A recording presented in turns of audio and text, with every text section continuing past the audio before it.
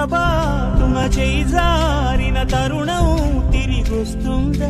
ప్రతి పూటొక పుటలా తన పాఠం వివరిస్తుందా? మన కోసమే తనలో తను రగిలే రవి తపనంత కనుమూసిన తరువాతనే పెను చీకటి చెబుతుందా? కడతేరని పయనాలెన్ని, పడదోసిన ప్రణయాలెన్ని అని తిరగే ఛాయా చరిత పుటలు, వెనుచూడక పురికే గతలు, తమ ముందు తరాలకు స్మృతుల చితులు అందించాల ప్రేమికులు. ఇది కాదే విధిరాక,